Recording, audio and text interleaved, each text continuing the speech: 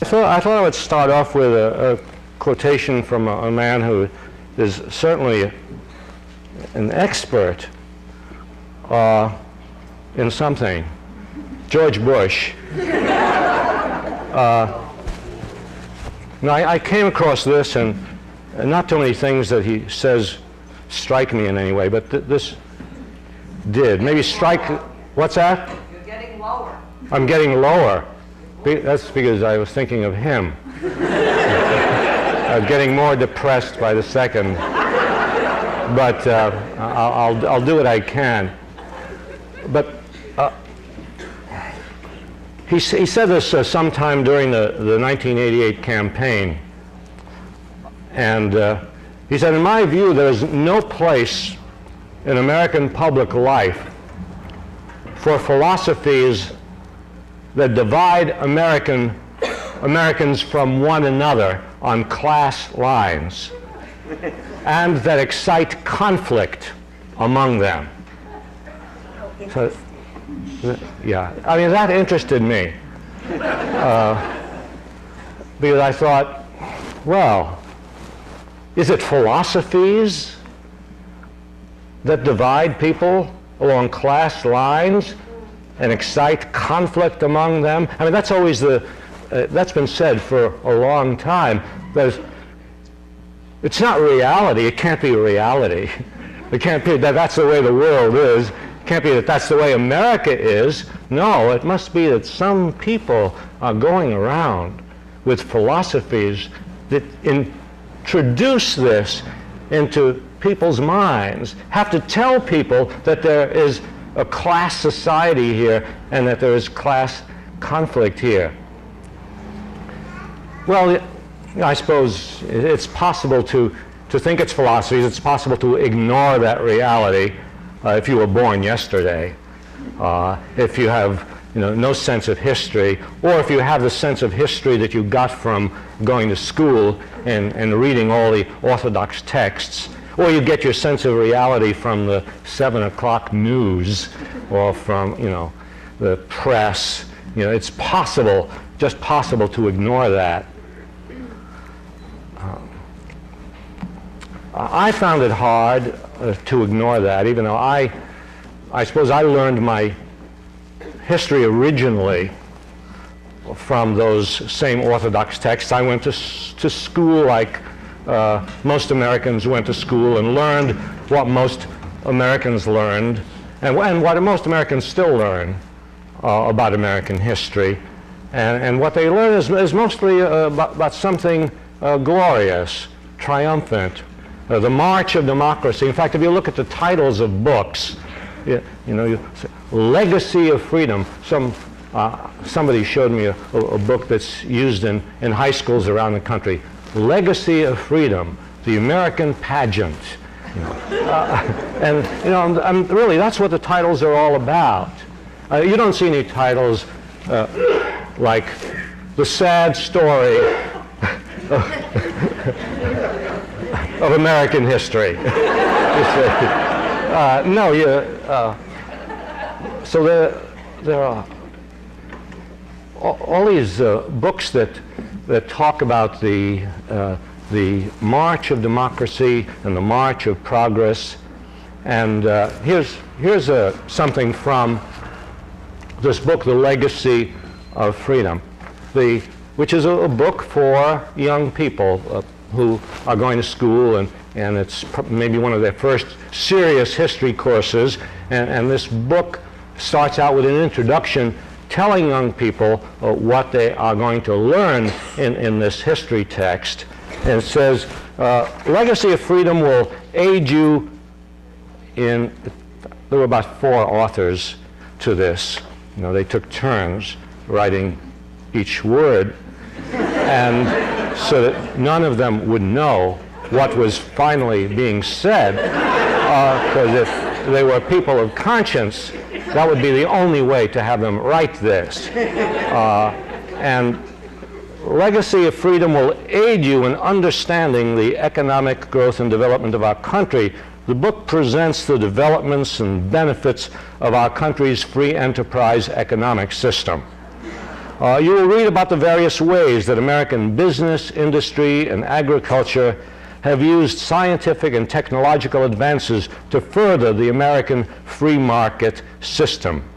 That system allows businesses to generate profits while providing consumers with a variety of quality products from which to choose in the marketplace, thus enabling our people to enjoy a high standard of living. Well, in that same book, I mean, that's a good, fair, accurate introduction, isn't it, to the history of the United States and the American system. And obviously the people who are going around now saying, well, you see, look what's happened to Eastern Europe, look what's happened to these countries that took a different path, and now we've got to get them back on the path of free enterprise and the market system. And these people were brought up on this kind of textbook, or these people helped write this kind of textbook. But another thing, Legacy of Freedom will aid you in understanding our country's involvement in foreign affairs, including our role in international conflicts and in peaceful and cooperative efforts of many kinds in many places. I mean, they're certainly right about the many places,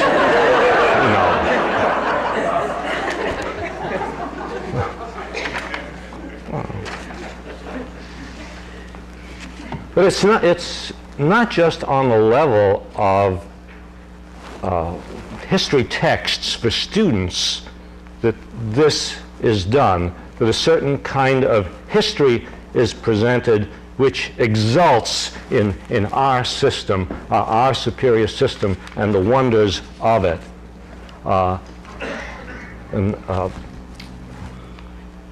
Among the professionals, now you would think that, well, this maybe for high school kids, yes. But as historians get more sophisticated, as historians get up into the higher realms, as they go to graduate school, as they get PhDs, notice how my voice is becoming more reverent by the moment, as we go to meetings of the American Historical Association. Has anybody here ever been to a meeting of the American Historical Association? Yes, I do recognize you.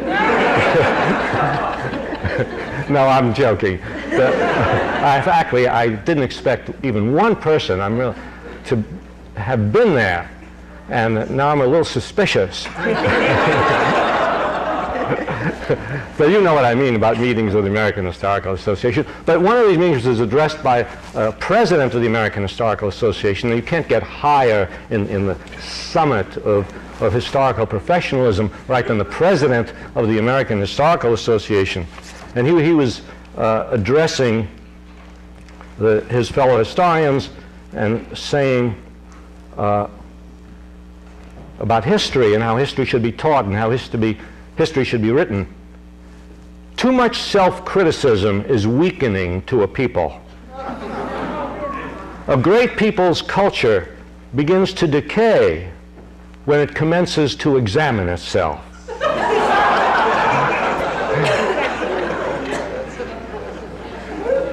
We have been losing sight of our national purpose. Our military preparedness held back by insidious strikes for less work and more pay. Well, this was, I should give the date so that it's not fair, right? Yes.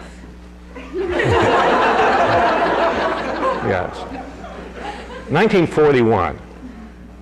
1941. Yes, right. So you can sort of, almost understand it if you try hard. And in fact, it was, around the same time that the historian Samuel Eliot Morison, somebody at the summit of the profession, said that he thought that historians should not take sides. They should, well, you know the whole business. Be objective, present things, as he put it, simply explain the event exactly as it happened. I like the word simply. As if it's simple to explain exactly what happened. And then he says in the same essay, which is called The Faith of a Historian, he criticized those historians who expressed disillusionment with World War I, because there were a lot of people who expressed disillusionment with World War I, including historians.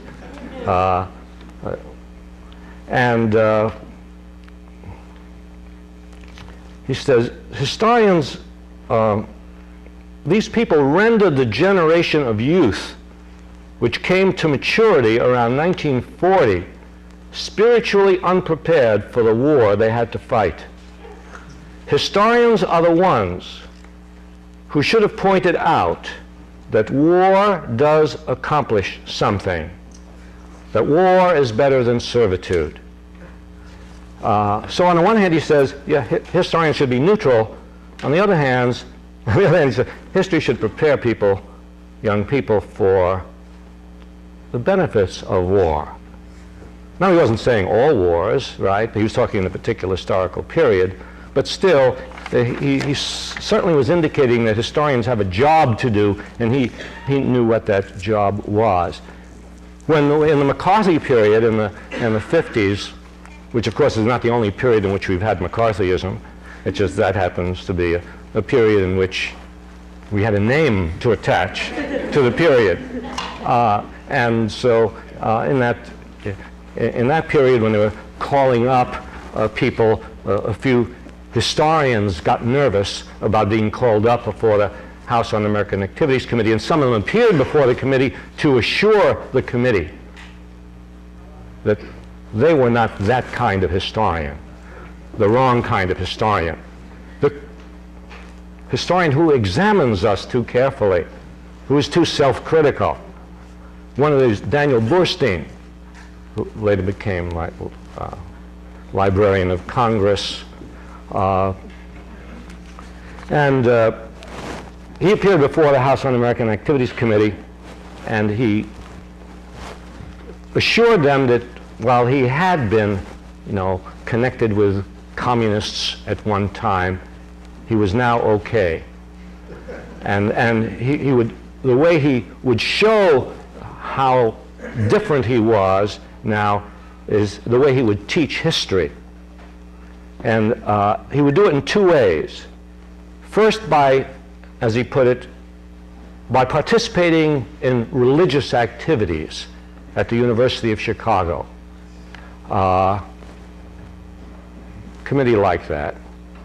And the second form of my opposition has been to attempt to discover and explain to students in my teaching and in my writing the unique virtues of American democracy.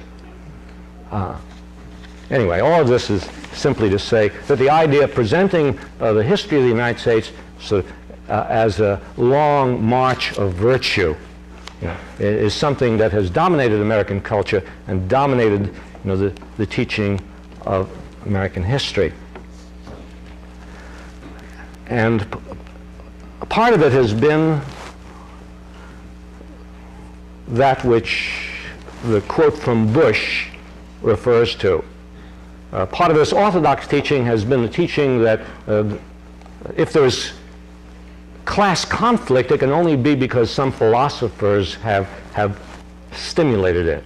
If there's an understanding of class differences in the United States, is because people have spread the idea of class differences. Well, I read these same books, and as I say, and took those same courses and so on. But I suppose at a certain point in my life, I began to veer off in this peculiar direction in which I've been going ever since. And I suppose I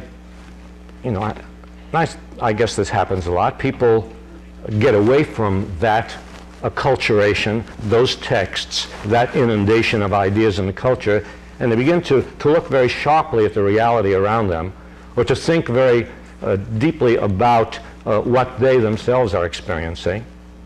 And so I guess I had experiences in my life which made me begin to question what I had read in history books about war, about class conflict, about the race question, about lots of things. At the age of 18, instead of going to college, I went to work in the shipyard. I say instead of going to college as if I had a choice.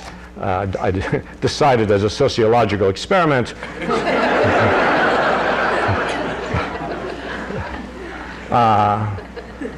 to work, yes.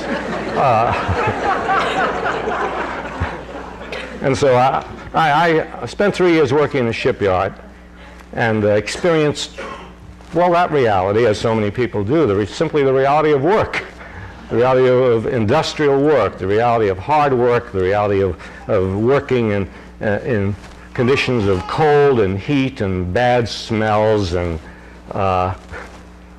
boredom and work. Yeah. And then I enlisted in the Air Force, and I became a bombardier in the Air Force, and I flew bombing missions in World War II. I guess I should say which war I was in, so that people won't think it was the Spanish-American War.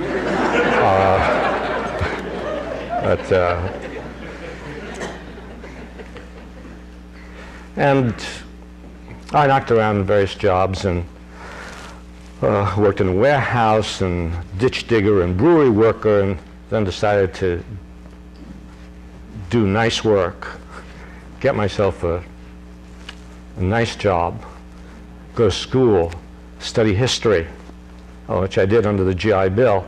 So by the time I began to study history in this sort of semi-professional way that's going through the whole history, I already had a set of ideas, I already had a set of experiences, and I knew enough as I began to read the books that were given to me in undergraduate and graduate school, and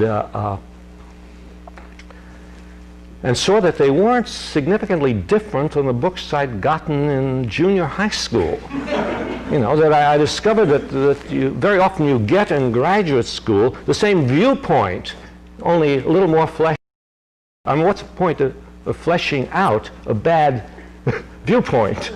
But that graduate school simply repeated the fundamental biases of a junior high school on a more sophisticated level and with more complex language. And so in order to learn something about things that I thought were missing from my books, I had to go outside the classroom and I had to read things of my own. And I began with labor history because I just got interested in labor history. I'd been brought up in a working class community, and I'd been in a couple of unions, and I was interested that the things I began to read about on my own didn't appear in my books. I didn't see Big Bill Haywood in these texts. I didn't see the IWW. I didn't see Mother Jones. I didn't see Emma Goldman. The few quick flashes of I think there were a few lines on the Pullman strike of 1894, you see. Nothing about the Ludlow Massacre, nothing about the Colorado Coal Strike of 1913, 1914, nothing about the Lawrence Textile Strike of 1912. I mean, nothing about the thousands of labor struggles that people in this country have engaged in, all through our history. From the earliest time, from the early 19th century, from the organization of the mill girls in Lowell, and the Lowell Factory Association, and the protests and the strikes, nothing about that. And so I had to read on my own very often. They were not the kind of things that people would assign in courses, but it gave me new viewpoints. I read Howard Fast's books, The Last Frontier, and realized it's possible to have a different viewpoint on the Indians than the one that came across in history courses, where you knew about Custer's last stand and about two other little things, and that was it. You weren't told that during the Civil War, the Great War for Freedom, one of the great massacres of Indians took place out in Colorado. I read Fast's novel on the. I read Fast's novel, The American, about the Haymarket Affair. Again, there hadn't been anything on a Haymarket Affair all through graduate school. This was a revelation. This was exciting, an amazing event. One of those events that deeply affects the people who live through it and know about it. Later I learned that Emma Goldman, as a young girl factory worker in Rochester, New York, that she was propelled into a certain kind of political consciousness by the fact that the Haymarket Affair had just taken place, and that she learned of the execution of the 4 anarchists who were arrested in the Haymarket Affair, although there was no evidence against them that they had done anything except the fact that they were anarchists. So I began to read on my own, to read Upton Sinclair, and to learn not only about the stockyards and the fact that the profit motive seemed to lead industrialists to put up with the most horrendous conditions and subject their workers to the most brutal of situations in order to make more money. And not only did I learn about that by reading Upton Sinclair, but learned about socialism, learned about the ideas of socialism. I read Marx. I'm sorry to say that. I mustn't say that. Marx is dead. Marxism is dead. Right? It's all gone. Well, I mean, that's what we're hearing, right? I began reading this in the papers recently. Since the Soviet Union has collapsed, Marx is dead. As if the Soviet Union represented Marx. As if any place in the world has yet represented Marx. So I moved the books, the Marx books on my shelf, from one place to another to keep the authorities guessing.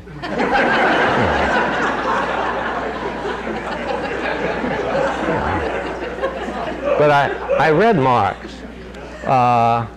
and Marx said that history is a history of class struggle, and everything I read in American history suggested that this was true. Today I was on this radio program, this NPR radio program about history, and the guy who was my host, the host of the program, whatever, said something about, well, there are these 2 schools of thought about history, and one of them, that history is just this placid running on of events, and then there's the Marxian thought that history is a history of struggle. So, you mean only Marx? If you think that history consists of struggle, that you must be a Marxist? What about James Madison, who said that society consists of factions based on property? And Madison was saying this, well, when Madison, in the 1780s, Marx was not born. You might say, no, we're not Marxists, we're Madisonians.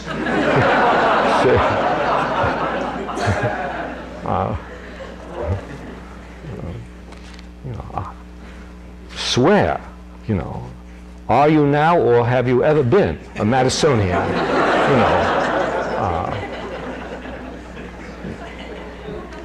Well, I read Steinbeck, The Grapes of Wrath, and learned, thought about and connected that with what I had learned about the populist movement and the plight of farmers all through American history, and farm workers, and farmers without land, farmers who are wage laborers, farmers who come from other countries and are exploited.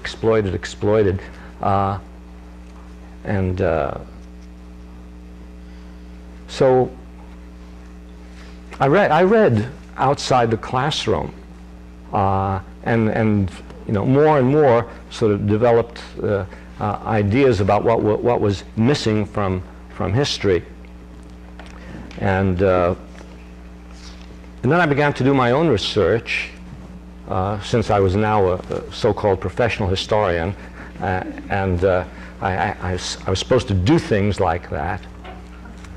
And, well, I had been interested in the Ludlow Massacre, that which was, as I say, missing from my textbooks. How many people here have heard of the Ludlow Massacre? How many people here have not heard of the Ludlow Massacre? Yeah. And there are a number of people here who have neither heard nor not heard of the Ludlow Massacre. It's like abstain.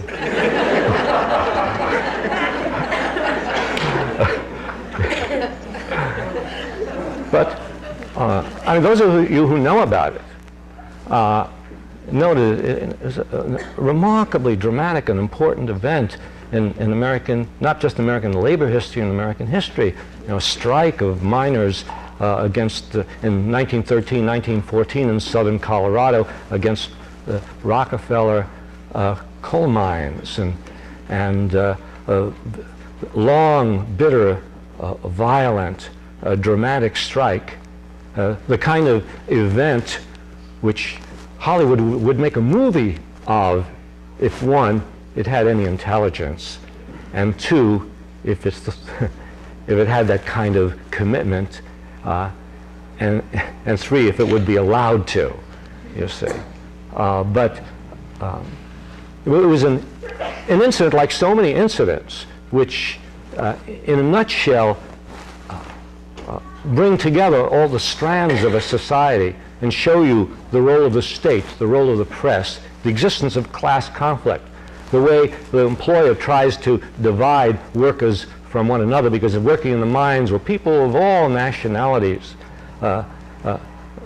and Mexicans and Scotsmen and Bulgarians and Greeks and blacks, but who came together in this way, came together in this remarkable way. And the connections between the political power and economic power, the buying off of the National Guard by John D. Rockefeller, and the final attack by the National Guard on the miners' tent colony, and the burning of their tents, and the deaths of these 11 children and 2 women in the fire that engulfed these tents, which came to be known as the Ludlow Massacre, about which Woody Guthrie wrote a remarkable song, which some of you might have heard. But I worked for a while on the congressional career of Fiorello LaGuardia, and who was, before he was a mayor and before he was an airfield. Sometimes I say, well, LaGuardia, and people say, oh yes, the airfield. Yes. It's dangerous to have an airfield named after you. People forget you and remember the airfield. But before he was an airfield, he was the mayor of New York. Before he was the mayor of New York, he was a congressman from East Harlem in the 1920s. And I read, and I was interested in the 1920s. Well, 1920s was the jazz age, the age of prosperity. It was a great time. As I had, that's what the history books said. They still say that. Because, if you take those periods which they call depression, and then take those periods which are a little better than them, those periods look like prosperity. And so this was an age of prosperity. It was interesting to me to read the letters that LaGuardia received. And by the way, he was a radical congressman. I say that very carefully. I mean, how often do you have a radical congressman? We have one here. What's that? We have one here. Have one here. Yeah. Ron Dellums? Yeah. Well, not exactly here, but close. Not close. Yeah. Well, that's close enough. Well, we'll take him. Anyway, LaGuardia was a radical congressman. He ran 1 year on both the Republican and the Socialist tickets. But he protested the sending of Marines to Nicaragua by Calvin Coolidge. People thought Calvin Coolidge never did anything. It's not true. He sent the Marines to Nicaragua. LaGuardia protested against this, but more than that, LaGuardia protested against what the working people in his district were going through in this age of prosperity.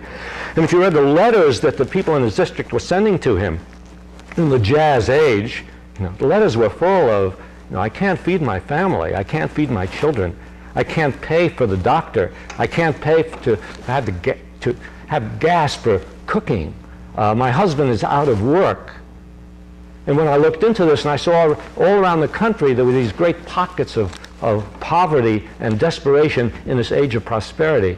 And one of the things it taught me, aside from teaching me that you have to be very careful about characterizing the state of a nation by the state of its upper class, the state of the economy by the stock market, as people today judge the state of the economy by the Dow Jones average. It's amazing to me, no matter what the news is, however the news changes from day to day, one thing you can always be sure of, they can tell you what the Dow Jones average is. And it's as if, this will tell you whether we are okay or not okay, well off or not well off. And they don't tell you what the unemployment figures are. They don't tell you what the infant mortality rate is today. They don't tell you how many people died in emergency wards today. No, they tell you what the Dow Jones average is today, and they infect the whole population with the notion that the measure of prosperity in the United States is the Dow Jones average. I began to think about that at that time. I also began to think about the labels of periods, the Jazz Age. And then I took a look at the Progressive period. Those of you who have studied American history, there's always a period called the Progressive era. Well, I thought actually it was sort of dangerous for them to say that, because it suggested that the other eras were not progressive. You don't want people to think that. But the Progressive era was the early years of the 20th century. Why was it called the Progressive era? Well, the textbooks made it clear. It was a time, those first 15, 16, 20 years of the 20th century, time when certain reform laws were passed by Congress, and and the amendments, the income 16th, 17th, the income tax amendment, popular election of senators, the Federal Trade Commission set up, the Federal Reserve Board set up, hours of railroad workers regulated, the Meat Inspection Act. Notice how good our meat is these days. The Meat Inspection Act. So it's the age of prosperity. It's a progressive era, the progressive era. And then I learned, that this, when I began to do more work in black history, I guess some of this came out of the fact that my first real teaching job, I had a few unreal teaching jobs. My first real teaching job was in the South, in Atlanta, Georgia. I taught in a black women's college in Atlanta called Spelman College. And you know Spelman College? Yeah. You heard of it? That's good. I was there during the years of the civil rights movement and got involved in the movement at that time. And I looked around and I saw that in this Negro college, as it was called at that time, in this women's Negro college, there was no course on Negro history. There was a required course, a required one-year course in the history of England. Really? Yeah. But it tells you, how the culture dominates even the people who are have the least reason to accept this, but you go to college and these are the courses. I became interested in doing more and more in black history, and one sort of simple thing I learned was that in the progressive era, in exactly those years called the progressive era, those were the years in which the largest number of black people were lynched in the South and also in the North. Thousands and thousands of black people executed with the state governments looking on, and this should be noted, with the federal government looking on. This is very often ignored, the fact, thought as well as, sure, this happened in the South. The federal government is complicit in all this. Because the federal government, ever since the Civil War, had the right to interfere with this and didn't. Had a legal right, constitutional responsibility to stop this and did not, you see.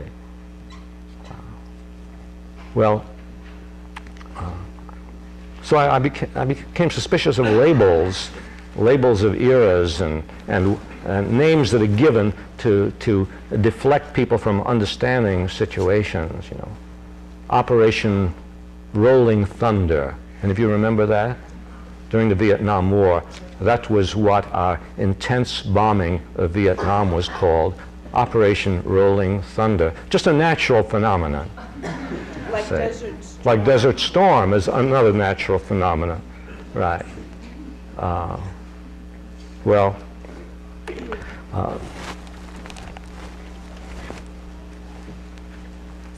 So it became clear to me the more I read and the more history I read on my own that no, it isn't philosophies that cause people to think that there is a class system in the United States. There is a reality of class from the very beginning of American history. If you go right all the way back to the colonial period, you find they weren't all founding fathers. They weren't all founding fathers and a few sons of liberty. At the time of the American Revolution, 1/5 of the population, 20% of the population, consisted of black slaves who were the heart of the agricultural working class of the Revolutionary period. Half of the people who came to these shores in the 17th and 18th centuries up to the American Revolution came as servants. And very few of them moved up into the middle or upper classes. Most of them, even when they got out of the position of being a servant, which was almost like being a slave, but of course not quite, they moved into positions of being laborers or workers or landless farmers. Some of them small farmers, but they didn't move up very far. This was a class society right from the beginning, where a few people started out with enormous quantities of land. They hadn't worked for it. They didn't gain it from their hard sweat, but as people say, well, well, maybe I didn't earn this enormous sum of money that I have, but my grandfather did. Well, if you trace the grandfathers back and back and back, you'll see, no, people didn't start off even, and then those people with great talent and great energy and great initiative and so on became multimillionaires. It didn't happen that way. No, it started off with a few people being given huge grants of land, millions of acres of land given away. 1/6 of New York State given away to one man by the governor of New York, who was a friend, a friendly act. It was a class society in the colonial period, and then there were uprisings and rebellions, not just slave rebellions, which there were 6 major slave uprisings in the colonial and revolutionary period, but 18 major uprisings against state governments. The American Revolution was not a revolution of a united community rising patriotically against England. The American Revolution was the revolution of a society torn by class conflict. of rich and poor, of poor people suspicious of the founding fathers, suspicious of the leaders of the revolution, deserting from the army, refusing to fight, having to be cajoled, having to be threatened, needing George Washington to send Nathanael Greene down into the South with orders to kill some future soldiers as examples to induce the rest of them to join the Continental Army. It was a society ridden with conflict between rich and poor. When they announced the conscription of people for the American Revolution in Boston, the arrangement was that the rich could pay their way out of this conscription. A lot of people know that this took place in the Civil War. It also took place on the state level, on the colonial, in the Revolutionary War. And there was a protest demonstration in Boston against this. There were the Revolution, the war against England, put a blanket over the visibility of that class conflict, as wars do, and as wars very often are intended to do. You find that if you look at the history of wars, that wars seem to take place at a time when it might be dangerous not to have a war. Whereas George Orwell said, he said, wars are fundamentally internal policies. Wars are fought in order to control the population at home. So the reality was class conflict in the colonial and revolutionary period. The reality of the Constitution was that it was an elite class that got together and in Philadelphia and formed the Constitution. And that class conflict continued all through the 19th century. And that march of industrial progress that took place after the Civil War, because I remember when I going to school and learning how this was the great heyday of the American economic system. That period between the Civil War and World War I was a period in which the United States became a great industrial power. It was a period in which, and the heroes were Rockefeller and Morgan and Carnegie and Mellon, the captains of industry. And they built up our country, and the railroads spanned the continent, and the oil refineries grew. And so it was a wonderful story. A story of enormous success. And what was left out of that story was the human cost of that industrialization. It's interesting to me that I can imagine somebody in Russia was talking about the Stalin period, saying that's the period in which Russia became a great industrial power. True, but that's what history is, partial truths, and that's not enough. Yes, it's true, but what about the human cost of that industrial development? It's easy for us to see it in relation to the Soviet Union. It's always easy for us to see things somewhere else. Harder for us to see it here. Harder for us to see that this magnificent economic system, well, the word magnificent, of course, is based on the Dow Jones average. That this magnificent economic system was created at enormous human cost and continues to exist at enormous human cost. That the Transcontinental Railroad was not this romantic meeting of these. I remember the movie was made called Union Pacific. Any of you remember that? You saw it. Yeah, do you remember what a nice movie it was? Well, we won't talk about that. But there was the Central Pacific, and there was the Union Pacific, And it was very exciting. And there was a man, and there was a woman. This is how Hollywood does things, right? You know, there's this and that, and he and she, and they all come together at the same time, you see. And the golden spike is driven in, right?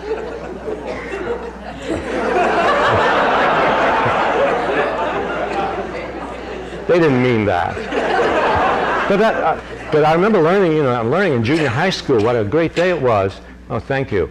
That golden spike was driven, and so it was a great achievement. And I remember learning that in school and feeling great pride about the building of the Transcontinental Railroad. And it was only years later that I learned, and when you learn these things, you always feel stupid, because you think, now, surely I should have figured that out before, right? I should have asked a question about that. I shouldn't have just let that slide. To learn, you know, who worked on that railroad? Who died working on that railroad? The thousands of Chinese laborers and Irish laborers who worked on that railroad, who worked themselves to death, who were worked to death on that railroad, who worked long, long hours in bitter, bitter cold, who got sick and who died, and who were just thrown away ruthlessly by the railroads, and more immigrants brought in to work on the railroads. That was behind the building of the Transcontinental Railroad. And nothing in the books about who worked in those steel mills and under what conditions they worked, and how many died working in those steel mills. Those are very dangerous jobs, working in steel mills, working in foundries, working on the railroads. At the time that J.P. Morgan announced the consolidation of railroads in the United States, he was a great consolidator. 2,000 people were dying every year in accidents on the railroad. Industrial accidents in this country have exceeded the deaths in war. But you don't see that as part of the story. In the year 1914, 1 year, 35,000 people were killed on the job, and hundreds of thousands injured on the job. There's a human toll of injury and suffering and pain, of lost limbs, of lost fingers, of lost legs, of people crushed in industrial work. That's part of the cost of this great economic progress that we've been through. And the point of this is not simply to correct the historical record, although not simply to, as Morrison suggested, just tell the facts as they are. But the importance of this is that it's all suggestive about something today. You know, it's suggestive about the fact that we have to look twice at 3 times at progress, at what is called progress, at technological progress, at going to the moon, at building spaceships, at anything that's presented as, well, this is a wonderful thing because it's advancing science, or nuclear reactors, nuclear energy, and so on. It's wonderful, wonderful things. Chemicals, plastics. How lucky we are to have plastics, you know. And how did people live before there were plastics? But the issues that are raised by a reconsideration of industrial progress and human cost in the 19th century are really the same issues, you know, that exist today when you consider the economy. The economy has to be seen in class terms. They do not want us to see the United States in class terms.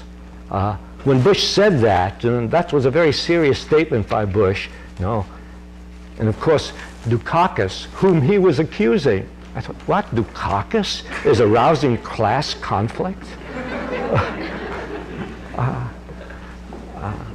I looked upon Dukakis in a new, fresh way. I'm sure he was surprised. And if he had ever even hinted in any of his statements that there was something like a class system in the United States, and I doubt that he did, I'm sure he immediately retracted the statement, you see. But there's the lessons of history, the story of class struggle and class division in American history is something that is extremely important if we are to look perceptively, look understandably, look meaningfully at the kinds of things that are being discussed today, where the attempt is, as always, to present the nation as one nation, one community, one family, the Constitution, the preamble, we the people of the United States, as if we, the people of the United States, created the Constitution and not 55 rich white men, no Indians, no blacks, no women. We, the people of the United States, it's all one big happy family. I mean, that's what war is about. War is a wonderful way of covering up all the differences. We're all in this together, right? Exxon and us. You know, we have a common interest. I mean, that's what patriotism is. The creation of a common interest, the artificial creation of a common interest. And so the language that suffuses politics is devoid of class content. So they talk about taxation, they talk about spending, without any notion, without any suggestion that there's a class element to this. And so they'll talk about, well, the liberals want to tax and spend. Then the liberals get excited. Liberals are very excitable people and sensitive people. And say, no, we're not for taxing any more than you are. We're not for spending any more than you are. We're not for peace any more than you are. We're not for anything any more than you are, except winning the election, which we are for more than you are, you see.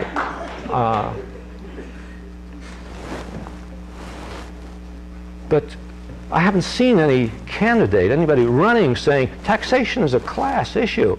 Yes, let's tax. Let's not be afraid to talk about taxation. Yes, we need to tax. Not the poor, not the middle class. Tax the rich. Tax the super rich. Tax the corporations, you know. The corporations in the United States pay an average tax of 15%. Some of them pay 5%. Some of them pay 0%. You have a good enough accountant, you can pay 0%, you see. In Japan, they tax the corporations 40%. You notice how that has hurt their economy terribly? And you notice how, since Reagan lowered the tax rate on the rich and corporations, how our economy has boomed, you see. But, you know, even a small surtax on the super rich of 5% would generate $60–70 billion. 10% surtax would generate $140–150 billion a year. But that's only the beginning. It is possible by just taxation, and without reducing everybody to the same level. We mustn't do that, right? And people, as soon as you want to tax as soon as you want to tax the multimillionaires, you're accused of wanting to bring everybody down to the same level, you see. But how about halfway down?